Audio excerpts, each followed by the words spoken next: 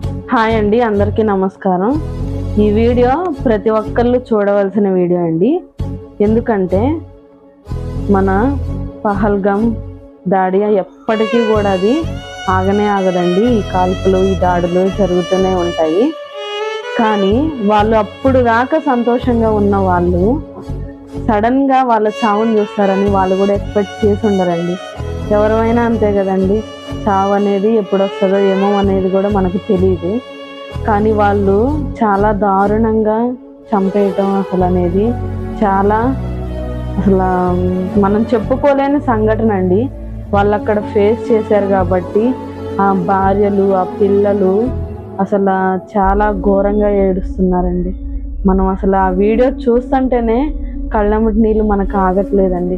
మనమే తట్టుకోలేకపోతున్నామంటే వాళ్ళ కళ్ళెదుటగా వాళ్ళు చూసి వాళ్ళు ఎంతగానో నరకం అనుభవించారో వాళ్ళకే తెలియాలండి.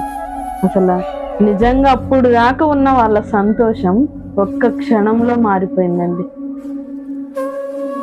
ఒక ఆడపిల్ల బూతులు మాట్లాడితే నీచంగా చూస్తారు కానండి, వాళ్ళని ఏమని తిట్టారో ఒక్కసారి మీరే చెప్పండి. హిందువా వీడు, ముస్లిమా కాదని చూసి మరీ చంపారండి. హిందువులు ఏం చేశారండి? మన భారతీయులమండి.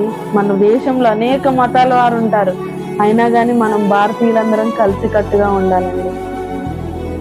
చూశారు కదా, అక్కడ ముస్లిమ్స్ అంత జరుగుతున్నా కానీ మన వాళ్ళని కాపాడాలి అనే ఆలోచనతో అక్కడ ఎవరైతే ఉన్నారో చాలా మందిని సేవ్ చేసి వాళ్ళకి ఉచిత ప్రయాణాలు పెట్టి వాళ్ళని ఇంటిగా సేఫ్గా పంపించారంటండి. వాళ్ళ ఇంట్లో కూడా భోజనాలు ఏర్పాటు చేసి వాళ్ళకి పెట్టారంట. చూసారు కదా, మన భారతీయులు ఎక్కడున్నా కానీ మనం కలిసికట్టుగా ఉంటామండి. ఎంత కిరాతకమైన విషయం.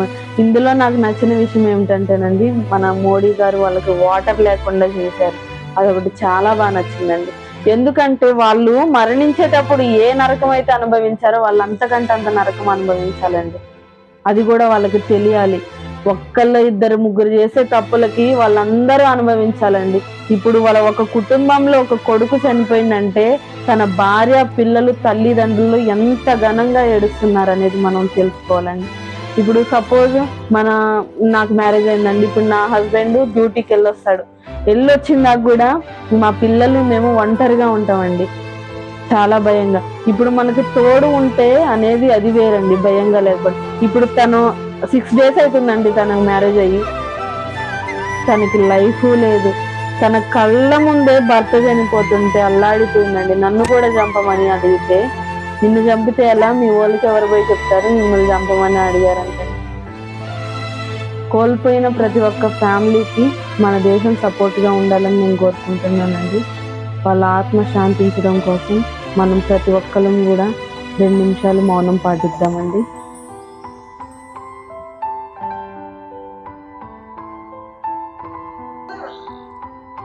జై భారత్, జై హింద్.